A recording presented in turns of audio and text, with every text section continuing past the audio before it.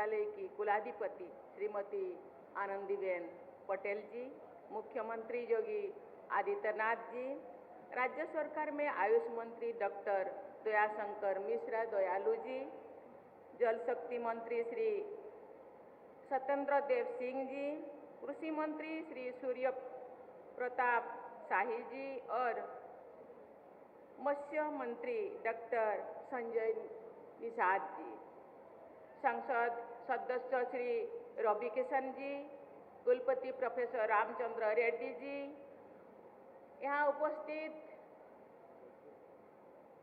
सभी राज सेवक, राजनेतागण, अन्य विशिष्ट अतिथिगण, देवी और स्वजनों, महायोगी गुरु गोरखनाथ की इस पवित्र धरती को मैं सादर नमन करती हूँ।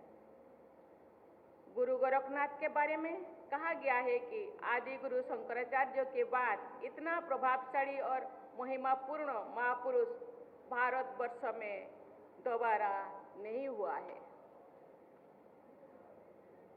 गोरखपुर योग भूमि है। गुरु गोरखनाथ ने तो इस क्षेत्र को अक्षय आध्यात्मिक ऊर्जा से समृद्ध किया ही है। ये परमहंस योगानंद की जन्मभूमि भी है। आप सभी भाई बहन ऐसे महान स्थानीय परंपराओं से जुड़े हुए हैं जिनका राष्ट्रीय महत्व है, जिनका पूरी मानवता पर प्रभाव है। ये प्रसन्नता की बात है कि श्री आदिनाथ, श्री वसेंद्रनाथ और श्री गोरखनाथ जी की परंपरा को आगे बढ़ाते हुए गोरखपुर से प्रसारित हुआ नाथ पंथ भारत के कोने कोने में तथा अन्य देशों में भी मानवता के कल्याण में सक्रिय है। तपस्या, साधना और अध्यात्म की ये धरती आत्मगौरव तथा राष्ट्र प्रेम की आधार भूमि भी है।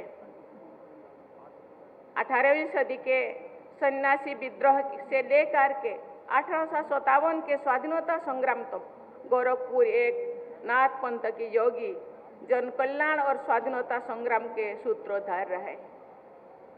इस धरती से बाबू बंधु सिंह और रामप्रसाद बिस्मिल जैसे बलिदानियों की गाथाएं जुड़ी है।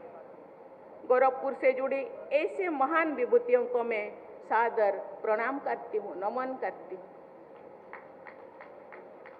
लगभग 100 वर्ष से गीता प्रेस गोरखपुर से ने भारत के जनमानस की धर्म और संस्कृति से जुड़ी रखने का महान कार्य किया है। संस्कृत और हिंदी के अलावा अन्य अनेक भाषाएं में गीता प्रेस की प्रकाशन उपलब्ध है। ओडिया भागवत के नाम से विख्यात अति बड़ी जगन्नाथ दास द्वारा रचित भागवत महापुराण को ओडिशा के लोग बड़े सम्मान से पढ़ते हैं। ओडिया भागवत का प्रकाशन और प्रसार भी गीता प्रेस गोरखपुर द्वारा किया गया है।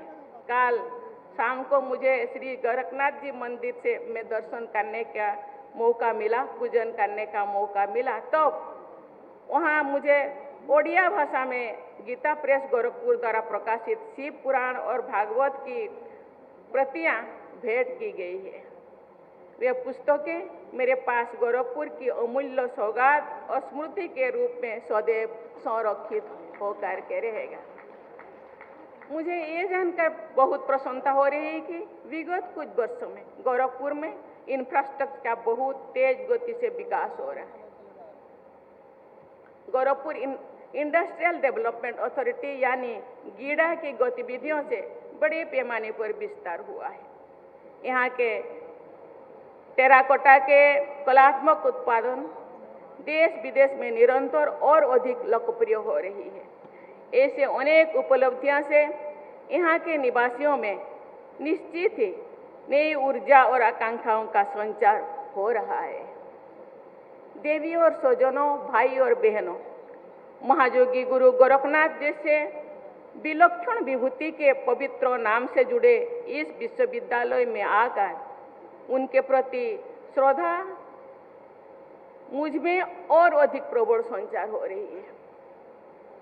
मैं महायोगी गुरु गोरखनाथ जी की पावन स्मृति को सादर नमन करती हूँ। ये विश्वविद्यालय हमारी समृद्ध प्राचीन परंपराओं का नवनिर्मित तथा प्रभावशाली आधुनिक केंद्र है। इस विश्वविद्यालय